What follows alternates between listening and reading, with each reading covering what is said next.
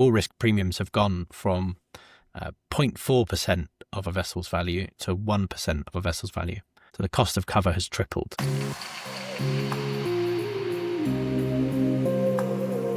Welcome to Undocked. I'm Nick Chubb. And I'm Raal Harris, and it's wonderful to be with you. Right back at you. What's new? What's new with you then, Nick, this week? How's your mother? How's Caroline? She's still good. listening? She's good. Yeah, I hope still so. Listening. Although she hasn't mentioned that I mentioned her, so I have a feeling that she's stopped at episode 3. Possibly so. No, I'm Possibly good. so. I have spent my morning running around trying to find my dog who escaped out the back fence this morning. So I've had a slightly chaotic start to my day, but I'm here and I'm excited to talk. Yeah, and it could be that this is in fact that chaos also continues in this. Yeah, in the next hour. In the next hour, but let's see. So yeah, obviously nothing stops in Maritime. Another big week. What have caught your eye? So a couple of things. One is, I don't know whether you saw TheDock did a 30 under 30 in Maritime Tech. So TheDock are a maritime focused venture capital firm running out of Israel, and they were probably one of the first kind of major VCs that set up independently, not kind of part of a CVC, corporate venture capital from a big shipping company or anything like that. A lot of their LPs are shipping companies, and so they've got really strong ties to industry. The 30 under 30 concept normally is people, and normally it's Forbes that do it, and normally the people who end up on the 30 under 30 list have a tendency to end up in prison a few years later. So it's like a bit of a sort of scammy list, some people say. But this I really liked because it's a 30 under 30 companies. It is the 30 maritime technology companies across Europe and Israel who are under 30 years old. And so just starting kind of conceptual level, the thing I like about this is that it recognizes that it takes a long time to build anything of substantial value in the maritime industry. The idea that you could build a startup and take it all the way to a successful outcome in kind of 3 to 5 years, like you can do in some other sectors, it's just not going to happen in maritime if you're really committed to the space. And so they've said, well, why don't we go for 30 companies under 30 years old? And the thing that's really cool about it, we'll put a link to the map in the show notes, but you've got the likes of XS Marine, who've been in the market for, I would say somewhere around 30 years, alongside Kepler, who've been in the market for kind of 10 years and are kind of the big up-and-comers in that space. And so it's just a really, really cool list to see. And there's some really interesting companies on there. And when you just to kind of give us a bit of a sense of it, because sometimes with these things, like you said, it's already quite a big gap under 30. Sometimes you can be a bit liberal with this when you put businesses together. Does that then qualify it as a new business, or how have they kind of approached that? Are there any, or is it all startups? Yeah, that's a good question. I'm eyeballing the list. It looks like all of the companies on there were founded in the last 30 years, because that's something that we struggle with. OTG is a good example. Ocean Technologies Group is a great example where I think the constituent companies that made up the group were probably around 30 years old. But we really did we call it a scale up? Did we call it a startup? Because obviously the founding year was 2020, and whenever we were doing our like TTS 150 lists, it was a bit of a pain to try and work out where Ocean Technologies Group should go. You never mentioned it. Thankfully, now that it's been acquired, it's a bit easier because we can just sort of tuck it under Lloyd's Register and be done with it. But yeah, eyeballing this list, I would say that everyone here has been started in the last 30 years. And there may be a couple of older companies that have been acquired into these bigger companies. But, you've got the likes of Kepler, XS Marine, Orca AI, Sedna, Windward, POE, Harbour Lab, who are pretty new on the scene, Dataloy, who just got acquired by GTT, Zero North. So yeah, it's a really cool list. And the companies on there are well worth taking a look at. And I think it was maybe 2 episodes ago, we kind of went into this subject a little bit. We talked about, where the opportunities were, where these kind of startups were coming to kind of fill some of those opportunities. Is there anything to glean from the 30 that they've chosen in terms of how are they kind of positioned in terms of obviously all technology companies, but are they addressing very different things, or are they all sort of in a similar space? And is there anything, can you tell anything from the kind of list as to how they're sort of looking at the way in which we break down these technology companies by sector? Do you know what I mean? There's a few outliers on the list. So you've got the likes of Bountiful Blue in there. You've got the likes of Orca AI, who are putting physical equipment on board a ship. So Bountiful Blue is suction sails. Orca AI is an autonomous watchkeeping system that sort of sits on the Monkey Island. That's a physical piece of kit. Otherwise, it looks like it's mostly software. And Artemis as well are kind of in the hardware game in quite a big way. Otherwise, it looks like it's mostly software and actually mostly in the kind of chartering space. So whether that's kind of chartering an intelligence or chartering in kind of voyage execution, voyage management, or even things like bills of lading, port DAs, demurrage, it's that kind of world. There's very, very little looking at this list to do with any of the kind of technical management of ships, which is quite interesting. Maybe that's a function of what European innovation looks like. Maybe you need to go out to Singapore to get stuff that focuses more on the ship manager. But there's actually quite a few companies that are in that world and based in Europe.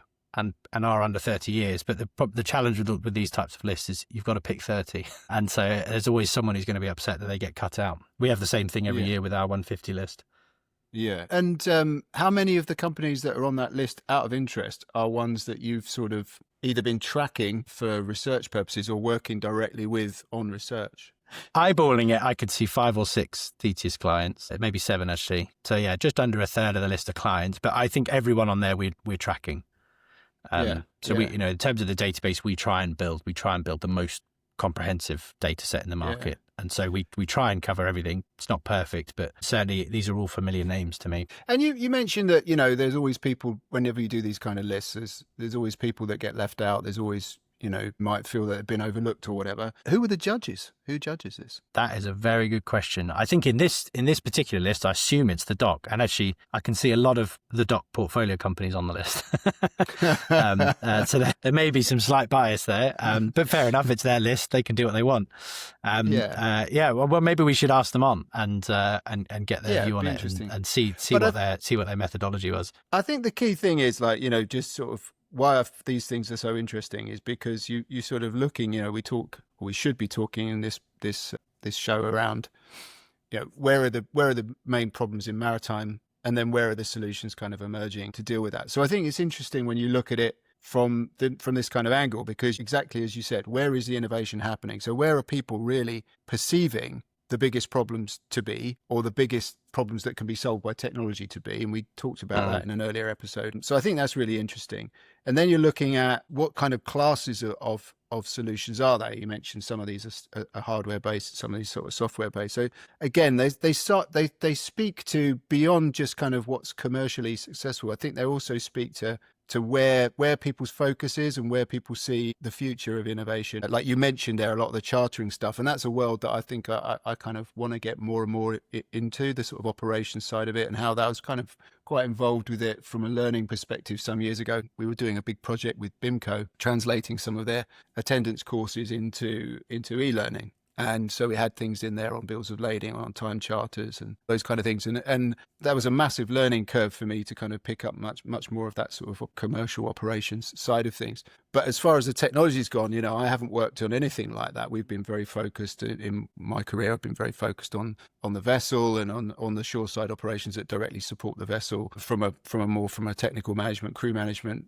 perspective. So that's an area that I think is really, really fascinating. And we talked about that, I think, on one of the episodes where we were sort of spitballing your article that you'd written for Spash in 2035 report that they did around how that kind of the opportunities for automation there in terms of automating some of those kind of processes and the documentation that needs to be completed and that sort of stuff. So I think that's a really interesting area. I must have a look. Well, can I give you some breaking news? Yeah, absolutely. And by breaking, I mean literally in the last hour or so, it's come out. Dataloy, the chartering and voyage management software platform, has just been acquired by Sedna. So that Dataloy are in exactly that world. So is that another scoop? Because we had one last week, didn't we? It is a bit of a scoop. The Cadmos deal. So this is probably the first podcast, at least. By the time this goes out, it probably won't be a scoop. It'll be all over the maritime press. So we might have to do a quick edit on it and get it out. At the time of speaking. Yeah, right now tell me more about that then.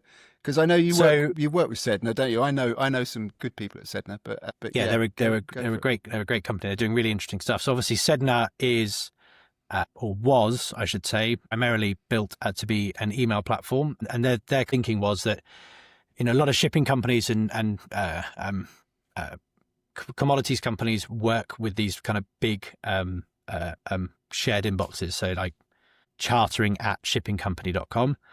And there might be 15 people who share that inbox, and they might get 1,000, 2,000, 10,000 emails a day into that inbox. And so if something gets missed, then potentially you're missing out on chartering a ship or fixing a ship, and missing out on profit at the end of the day, on earnings. So the original thinking was that can we replace Microsoft Outlook, because Outlook really struggles with these big high volume, high throughput emails. It's slow, it's clunky, it's not very good for kind of shared collaboration. So they built what was supposed to be kind of just a lightning fast email client for the trade space. And that was kind of where they got their start. Then all of a sudden they started to see that actually there's a huge amount of really valuable contextual data that comes through email that you just can't easily get anywhere else. And you can't sort of disintermediate that by taking it from other platforms. So they said, well, how can we pull that data out of email and then start to put it into other platforms? And so I think they have created a kind of application layer that anyone can build on top of to create sort of micro apps that take information out of email and put it into other places. And now, by the looks of it, they have been on a bit of an acquisition spree in the maritime email space. They acquired Nordic IT a few months back. And now, by the looks of it, they are expanding into the voyage management software space. So rather than just pushing data into other people's applications, they want to kind of own that full voyage management stack by the looks of it. And so Dataloy is a voyage management software platform. The whole idea of it sort of allows you to plan, manage, and execute a voyage. So they have a kind of full VMS. They have a fleet allocation and scheduling module. They have things like distance tables that you can pull together. It should be, in theory, a kind of full end-to-end voyage management tool. And now with this acquisition, I would say, and an integration or full integration into Sedna, it looks like you're kind of taking email and voyage management into a single super app, which is quite exciting. Yeah. Well, we'll have to dig into that. But yeah, you remind me of something which I think is really quite relevant about Sedna. I think there are a few other people in this space, so we shouldn't too good to them. But I've got pals at Sedna, so I don't mind. But the thing that I really liked when I think it was Cynthia was talking to me about it, Cynthia from Sedna, when we were out in CMA a while back. And the thing that I really liked about it is one of the things is that I got the impression that they were kind of saying, accept that people want to use email, accept that people like the fact that this is kind of something, the shared, because this drives people mad, when you're working with software engineers and you're working on ideating around software, and you explain to them that in some cases people are using a shared mailbox and they're fine with that, be master@shipname.com, whatever. And it drives them mad, and they're like, "Well, can't we insist that they all have emails and stuff like that?" But or well, you shouldn't be using email for this. We should be using something else. It seemed to me that they had a very clever sort of solution to actually accept that people want to use email, accept some of those constraints. There's realities of like how people want to work and are used to working, but still give it the benefit of being able to unlock that data and be able to pull stuff out of the email and examine, trawl through the emails to find the data that you actually need there. So I just like the idea that someone leans into how people actually really want to use the technology they have rather than fighting against it, and yet still get some of the benefits of being able to apply that sort of intelligent data insight to it. So, yeah. There have been companies, not just in maritime, but in software generally, who have been trying to kill email for decades, and it's just never, ever worked. And so I fully agree. I think this approach is quite smart, and just say, well, how can we use it better? I mean, I use an email client called Superhuman, which is just designed to be like the fastest email client in the world. And it's just exceptional. The amount it does for my personal productivity in the course of a week, once I switched over to it, it's like I'm never ever going back to Gmail or Outlook. It's just so good. Yeah. And you just don't realize how good it's going to be. I've got a real pet hate for all email clients because try Superhuman. The search on them is just abhorrent. It's like they're there's an email there, right? You've had an email from someone. Yeah. And they don't come up in the search. And you have to then go through the emails one by one until you find it. And that seems to me to be bizarre that's something, Want some email stats and facts? Because I wrote an article about email a few weeks ago, and this is come all on, timely. Lay it on me. How many emails do you reckon are sent every day around the world? Oh, God. This is when you ask Boris Johnson how much milk costs, isn't it? And I'm just going to look like an idiot, whatever I say. That's so out of touch. I don't know. I mean, it's got to be I don't know. I'm sort of a trillion or something crazy, and it's got to be, I don't know. It's 376 billion. 376 billion. I overshot. Yeah, it sounds by quite 700. small now compared to your trillion. Yeah, but I was sandbagging, wasn't I? I was like, kind of, I don't want to look like an idiot. But then again, I mean, from another perspective, I mean, it's like the email is not the only form of correspondence, is it? So 300, what did you say again? 376 billion. Billion a day. A day. That's per day, yeah? Yeah. When do you reckon the first email was sent? About 6 o'clock. Oh, you're up early. 1971. Was it really? It's older than the internet. Yes, I know that, because when I started with Videotel in 2005, we used to use email was the only way of, getting transports of data off and on. Right. Okay. Yeah. And I was like, well, if they've got that, surely you need the internet to send emails. But I think they used to use the GMDSS unit for it. Wow. Tell me I'm wrong, world. Is that because it was a long time ago, 20 years ago? But it was something. I'm pretty sure that's the way you did it. But anyway, but yes, so I was aware it was older, but I had no idea. So in 1971. This is But when was it received? Because no one had they don't have the ability to receive it until 1982 or something like that. Because there was that. I remember that in London, on the tube. I think it's like they sort of said, was it the first tube to open was Baker Street in 1871 or something like that. That's probably wrong. It was probably Great Portland Street or something. I don't know. But there is one station that opened, and it's like just on its own station opens. Where would you go? Where are you going to go? That's amazing. I'm pretty sure. But yeah, that's interesting stuff. Anyway, well, congratulations to Sedna and to the Dataloy team, and I'm excited to see what they do with that. What have you got this week, Ron? Well, a couple of things, really. I think probably just to make sure that we have time, because there's potentially quite a lot to dig into. I noticed this week they published the Allianz Safety and Shipping Review. And this is a review by the insurer, obviously, Allianz Global, beyond shipping, but they have obviously do a lot within shipping as well. And this got drilled into me years ago by a guy called Nigel Cleave, who was my boss for a while. And we were in the business, obviously, of making training materials and stuff like that. So he would sort of say, always make sure you have a look at the Allianz report, see kind of what trends and stuff are in there. So, I mean, it's a global report. So you're not really expecting big changes necessarily, to come, because it takes a very wide sweep. I think they look at vessels that are over 100 gross tons as well. So it's a much bigger spread than we would perhaps normally be talking about on this podcast, where we tend to be sort of looking at the bigger vessels. But it's interesting, looking at that report. I love any kind of annual report and snapshot, because it always gives you a chance to see something kind of trend wise that you might be able to pick up. Yeah. And I think one of the things that it shows, which is great, is a very steady trend since the 90s of there being, far fewer vessels lost. I think in the 90s they had about 200, something like that, vessels a year that would be lost. Wow. That halved by about 10 years ago, and down to a record low this year of 27 vessels in 2024. So overall, when you look at the graphs and you look at the 10-year trends, we see there's been sort of huge improvements and things that we can be pleased about. But I think reading the report, and there's a lot of common things in there, a lot of things that have stayed pretty much the same in terms of the where kind of losses are being seen and the causes of them. Fire is a very big one. Endemically, it's always kind of that kind of way. But I think this particular report kind of struck me, and I don't know whether it's just the mood that I'm in and things that I'm kind of thinking about, but it just sort of seemed to have a little bit of underlying kind of anxiety, let me say, about where we are in shipping at the moment. And I'll if you'll indulge me, I'll read you a quote from Rich Soja, who because it kind of summarizes really what the report kind of says, and I think it's interesting. The welcome trend for fewer large losses continues.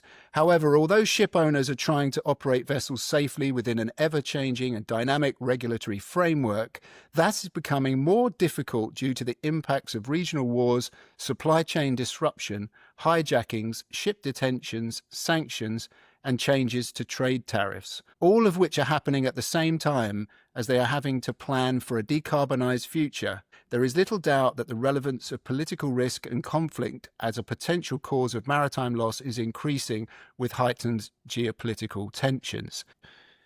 This report came out, I was kind of reading through it, and then, of course, the geopolitical risk comes smack bang in all our faces. We've just seen that attack, I think it was on the 6th of July, a few days ago, by the Houthis have now kind of have celebrated their responsibility for that. And this was the track that led to the Magic Seas vessel actually sinking. And that's, obviously really our hearts go out to everybody who had to deal with that. And then there was an attack on, I think the vessel was the Eternity Sea the next day. So stark reality. And I don't think there hadn't been any attacks, I think, this year. I think I'm right in saying. And there was talk about potentially opening the Red Sea again. And obviously that would make a massive change to the industry and the routes that people are able to operate and everything. So yeah, very starkly kicked out that in the quote. And guess what? The next couple of days something happened, so they were spot on with that look. But I think there's some other things in there as well, which I just want to get to, because it goes into,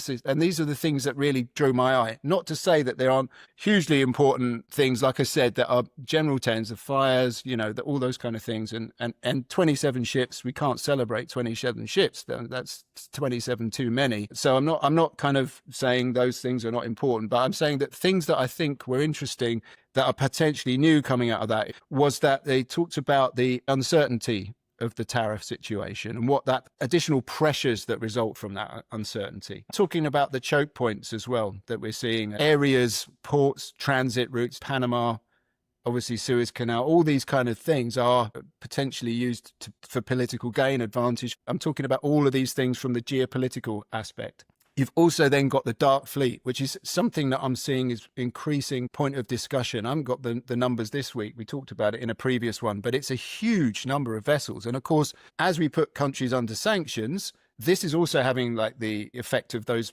people then operating effectively in the Wild West, right? So all the vessels that are classed, flagged, insured, are sharing the water with vessels who, let's face it, we know almost nothing about in terms of their seaworthiness, whether they're insured, how their seafarers are being treated, all of those things. And it's that sort of sharing of the sea with those vessels. What does that really mean? Because this is kind of new territory for us.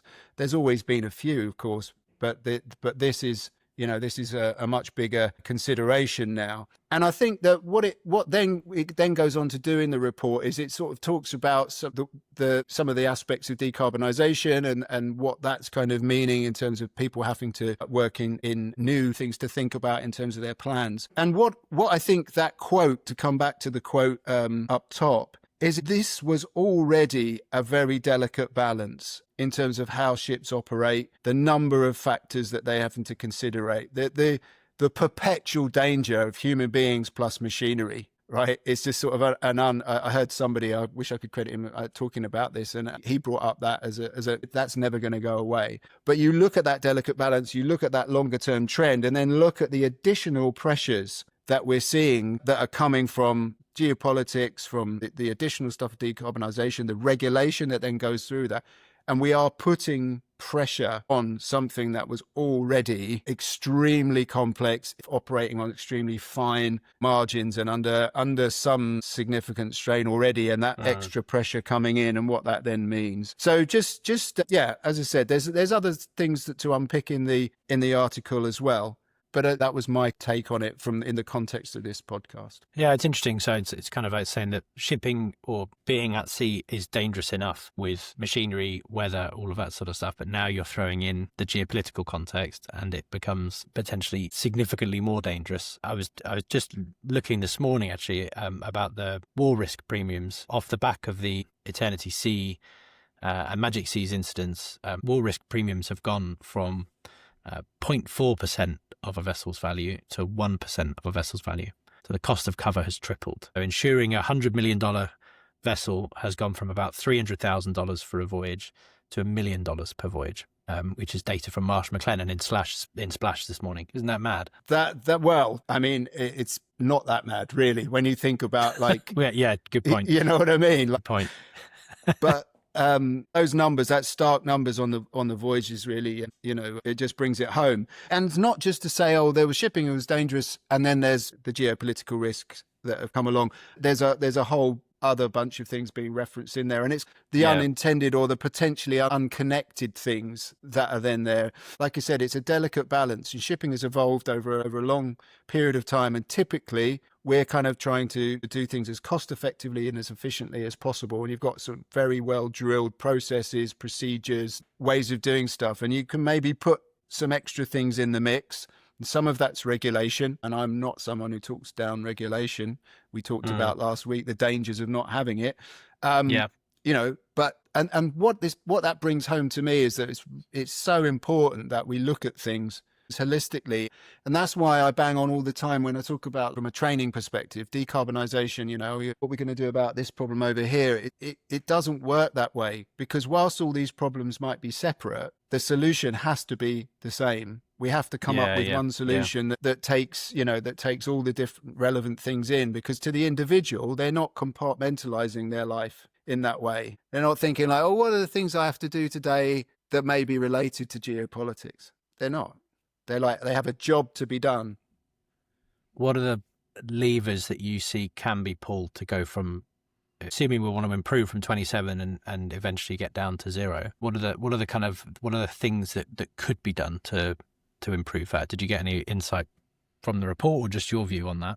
No, I think the report is a little too broad, to get into solutionizing, really, because I think, you've got a big mixture of vessels. You've got fishing vessels, you've got all sorts of commercial vessels that are all under different cargoes, different, there's a lot of different routes. It talks about different regions as well. Interestingly, British Isles comes up as a very big sort of flashpoint. I'm English, so I'm going to call it the English Channel, aren't I? Even if you just take a ferry across there, you can see what a complex waterway that is.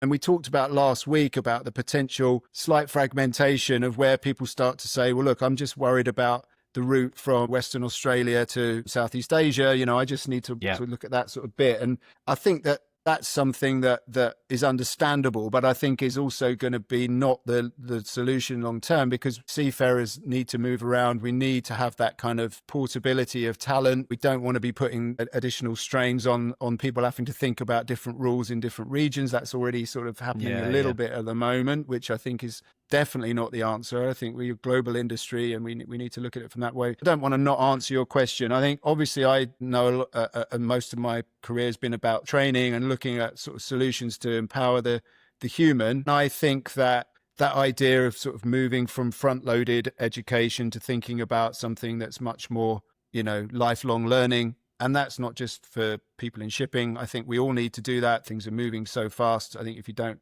constantly have time for retraining. I also think as well, we've moved the dial significantly. If you look at all the incidents, everything has been moving in the right direction for a very long time. We talked about human factors last week. That's kind of the last horizon now to try and work on. But I think that's a complex area, and it should bring in discussions around safe manning levels, around how we think about the profession itself. And I think that would be my one cure-all everywhere, is let's look at how we design a profession, how ship and shore work together. Let's look at that and see if that's optimal now in the kind of world that we talk about week on week, which is one that's being transformed by connectivity, one that is going to be completely disrupted by a move from carbon fuels to decarbonized future. So that's my kind of quick take on that. And since that gives me a nice segue into something else that I spotted, and you and I in episode 1 were talking about North shipping, and I brought up the fact that I'd noticed this kind of shift to the conversation around nuclear, and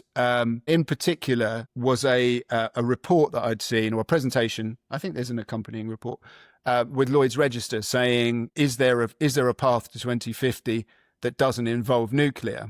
And the presentation went on to make a very good case for that. Now, we often talk about Splash, don't we? Because we like those guys. Splash have a guy called Peter Aubrey. And I've seen a few things with Peter Aubrey. He seems to be shall we say, slightly cynical about the ability to get to 2050 in shipping. So he's got an article talking about, have we painted ourselves in a corner, being the only ones who've actually made some commitments. But anyway, getting to the point of the article, which is interesting, is, again, he picks up on nuclear and whether nuclear is an option. So it's a short little article. We'll put a link to it. And I think it sort of talks about some of the barriers, obviously pointing to the need for a regulatory framework for nuclear. And that would obviously take some time to put together. But there's one thing in there, again, that I don't think we talked about as a potential barrier, which is a really interesting one because it speaks to disruption and what ifs. And that is where he talks about the cost of the small nuclear reactor. I think they call them an SMR, small modular reactor.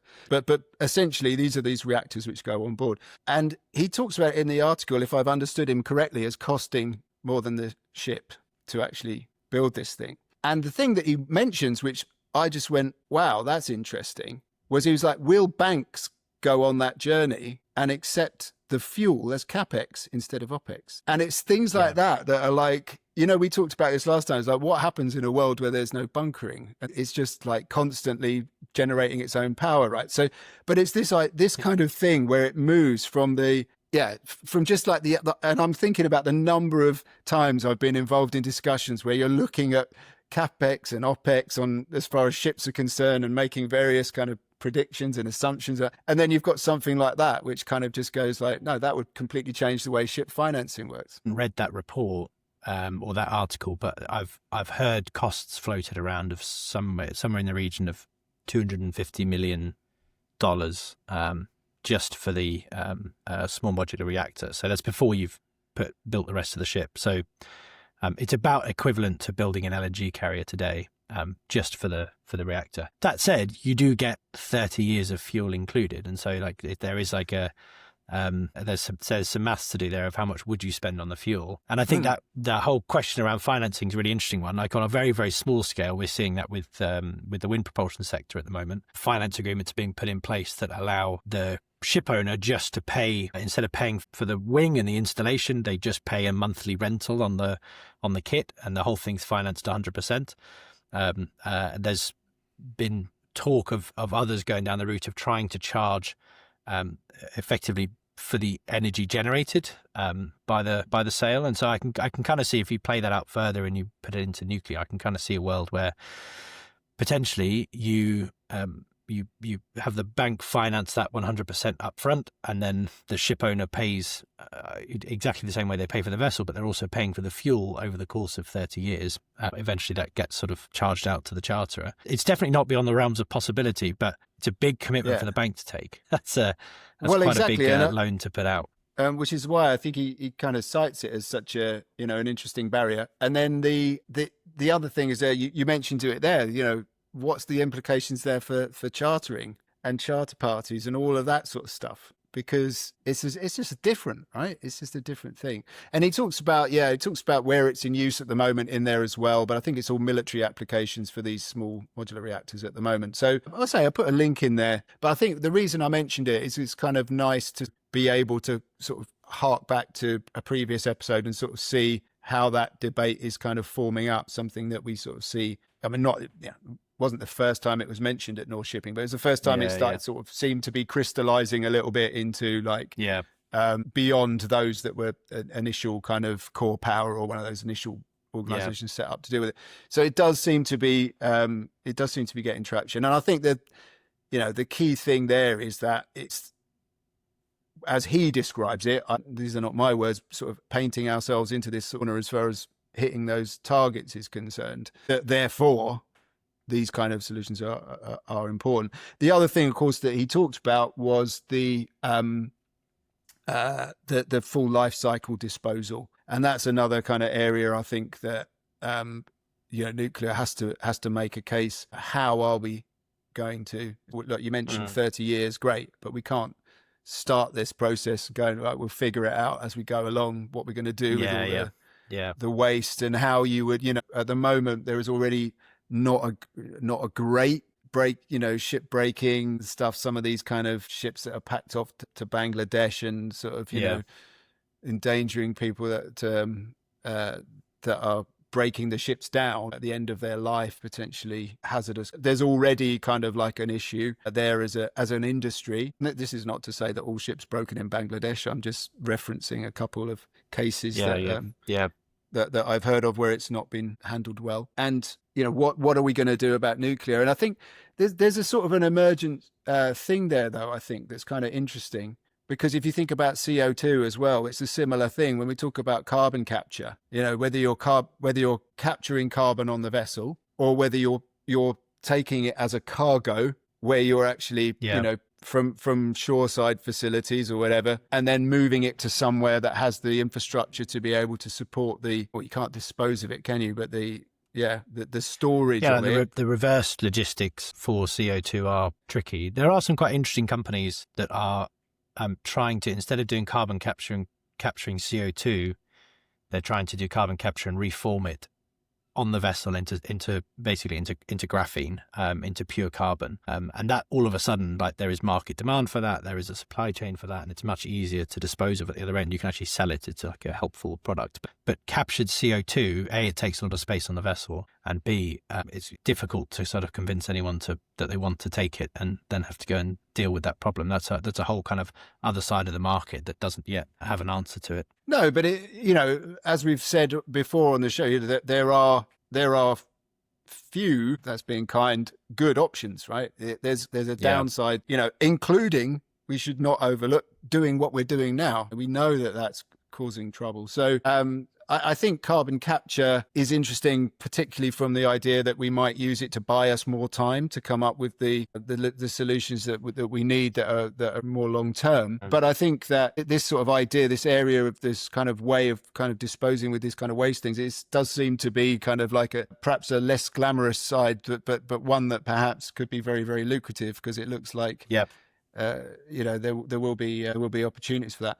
So when you're thinking about your maritime innovations, don't be afraid of looking at the grimier, grubbier end of how we're going to get rid of waste and all that sort of stuff, because it may well be that that's where the money is. I think, the unsexy stuff is the stuff to look for. Steer clear of chartering. Yeah. Well, with that, still no sign off, I'm afraid. But I knew that was coming. And we won't be here next week. You're on holiday. No, I'm on holiday. So you're on holiday skip a next week. So don't be alarmed. Don't panic. And there's all the shows coming. But we'll see you soon. Take care. Awesome. Bye. Thanks all. Bye.